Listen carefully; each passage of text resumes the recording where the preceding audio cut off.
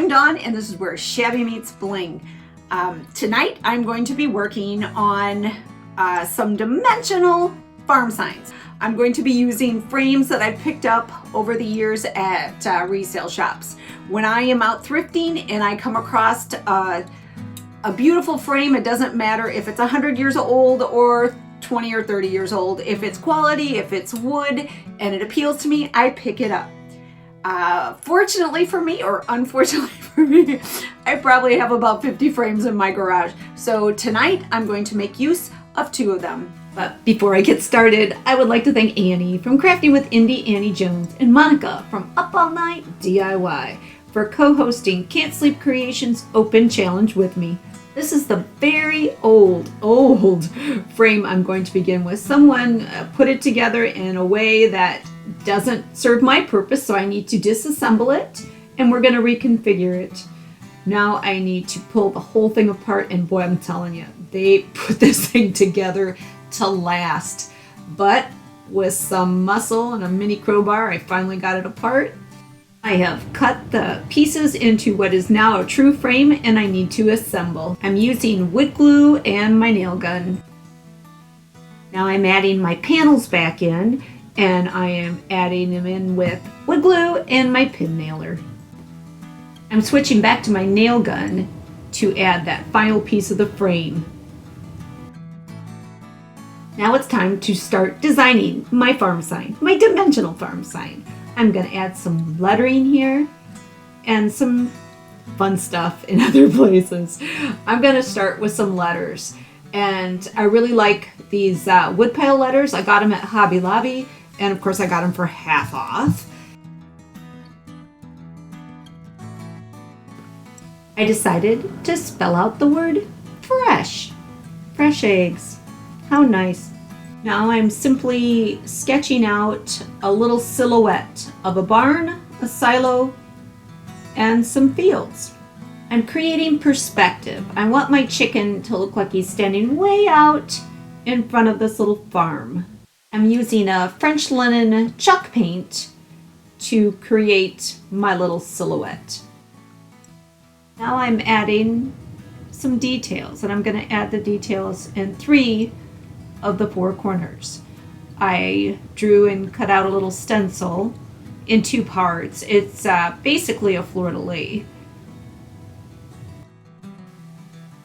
Now I'm taping off what is going to be a pinstripe, and once again I'm only creating 3 pinstripes.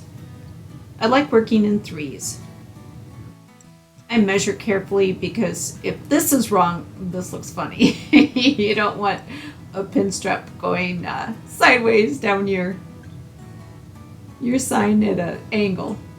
Not cool.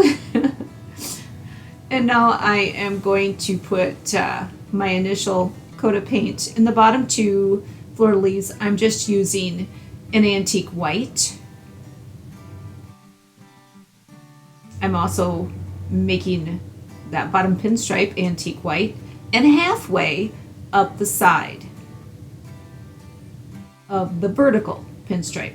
The upper pinstripe is that French linen again, and that's also what I'm using on this fleur-de-lis.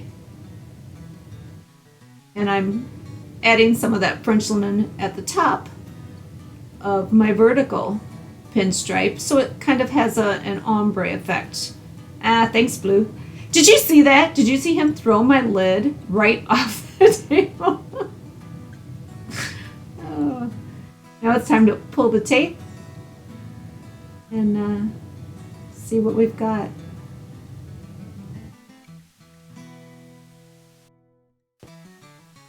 Now I'm just adding the little detail part of my fleur-de-lis. And now opposing paint. French linen on the white and white on the French linen for depth. Every self-respecting chicken needs some eggs. So this little girl's no different. She wants some eggs. So I am, to have them be dimensional but not stick out too far, I am using some styrofoam eggs, and I'm cutting them in half, and if they're a little raggedy in places, just trimming them. Really easy to do with some tiny scissors. I'm even cutting a couple of them to look like maybe something hatched out of them. Just maybe. Now I'm painting all of my eggs antique white. Now we have to add some life to our letters. I am going to paint the bottom of all the letters that antique white, and then I'm going to flip them over and paint all of the tops that French linen and kind of blend them in the middle. So it's not, once it dries, you can tell that the French linen dries a little darker. And now once dry, I'm taking a toothpick and some stain, and I'm kind of adding a strié effect because I want it to somewhat resemble the way that chicken looks. If you can see his little design, just very gently take off what stain you don't want, and once again this will dry darker. Remember those eggs that look like there should have something hatching out of them? Well, we've got to create something hatching out. These are just very inexpensive little birds I picked up, and I am going to remove their eyes and their beak, and I'm going to give them a little squash, kind of shape them a little bit to make them more chick-like. We are giving our chick a little primer coat of yellow paint, and yes, I am adding toilet paper one ply to him to beef him up in areas. You could use actual tissue paper, but I think it's kind of thick. I mean, I actually tried it, did not like it, so I went back to the toilet paper, and I'm just building him up. For a little extra dimension, I'm utilizing his beautiful blue feather that he came with. How lovely. Now I'm sealing those feathers with spray paint and right back to paint and tissue. I am shaping my little chick because I think his little fanny is not quite chick-like. It's more random flying in the tree bird-like. So I gave him a little fanny cut.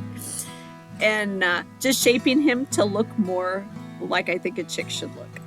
A chick needs legs. So I stole some legs off of a cardinal. And I'm adding some tissue to give him actual little chick legs. And painting him. Now I'm adding his little beak back, and I'm gonna paint his beak orange as well as his legs, and I'm gonna give him some eyes with paint. I'm not adding the original eyes back in. I'm using dimensional, black dimensional paint for his eyes. Just a few more final touches and that first farm sign is complete. But you're not going to get to see it just yet. Let's move on to farm sign number 2. Here are the components from my second farmhouse sign. You might recognize that wood cutout from my candy heart box, and there's a frame and a scrap piece of wood. Now there's the components all ready to be assembled. I basically created a shadow box. Now, since this is hardwood, nails, a couple of them didn't go all the way in, so I need to set some nails. Fill some cracks, let it dry, sand, and then on to design.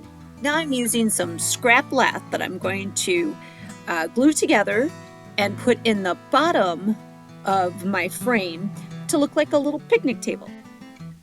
Some glue and a couple clamps, and we're good to go. Set it aside, let her dry. The centerpiece of this dimensional sign is going to be this berry basket, and I need to cut it so that it does not protrude out any farther than the frame. So I'm using the frame itself as a guide to where I'm going to cut this basket. And now I'm just using my straight edge and my utility knife to cut it to the size I need. Now it's time for paint. Paint, let's paint. This is antique white. You gotta love antique white. So I'm giving everything. My back panel, which is going to house my entire design, and the frame itself, a good coat of antique white, actually a couple coats, because I want this to be covered well. Now it's time to fill our berry baskets. And if you noticed my adhesive stencil earlier, there are going to be strawberries. And I am sculpting some strawberries out of styrofoam. I'm doing 2 sizes, and they will all be different because when you sculpt things by hand, nothing tends to turn out the same, and you wouldn't want them the same. And it's the perfect medium to make so many things out of. If you think about it, a lot of architectural details today, inside and exterior, are made of high density foam.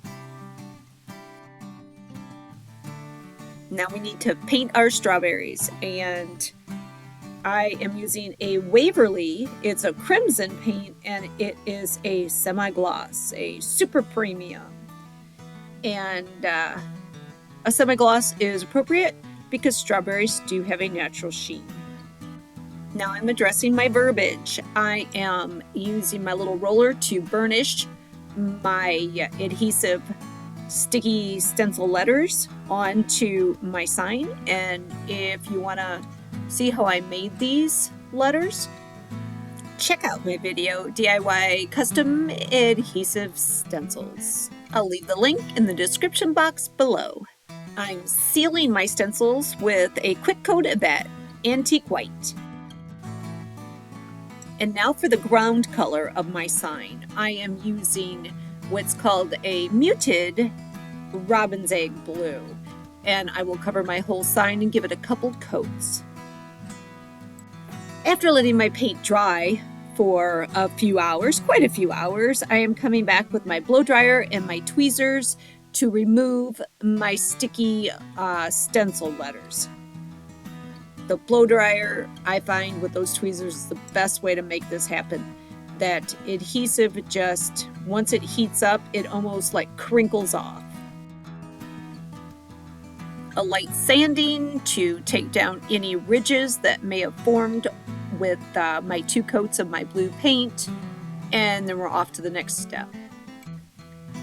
My picnic table needs a tablecloth, so some gingham fabric, an iron, and some ironing starch, and voila! My picnic table has a tablecloth. My berries are at a fair, a state fair, on a picnic table, and they won a prize, so let's make them a ribbon. One last thing to make before we can assemble this dimensional art piece, and it's the little green part at the top of the strawberry, the calyx. We are going to make them out of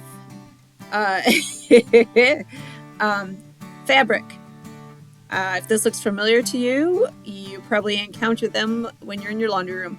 These are dryer sheets that I have spray painted. Spray painted a moss green, and I am just going to cut them and trim them and form a little leaf-like calyx to go on the top of each and every one of my berries. Once my calyx is formed, I just sit it on top of the berry and use my paintbrush and push it down in to the berry. Farm sign number 2 is complete. Let's take a look. Here we have it. My strawberry farm sign. You can see the picnic table from the lap and my little tablecloth.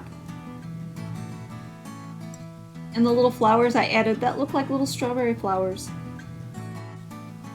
And the blue ribbon was made from scraps of ribbon and a little wood button-like medallion. To see the finished farmhouse sign number 1, make sure to catch my next video because I've made a coordinating centerpiece to go along with it. Once again, I'd like to thank Annie from Crafting with Indiana Jones and Monica with Up All Night DIY for co-hosting Can't Sleep Creations Open Challenge with me. Make sure to stay with us for the rest of the playlist. You'll be glad you did. The link is in the description below. I hope you enjoyed this video. If you did, give it a like. Share it with your family and friends. Don't forget to support the channel by subscribing. Ring the bell for notifications of all my upcoming videos. And for now, this is Dawn with Shabby Meets Bling. Thanks for watching. We will see you next time.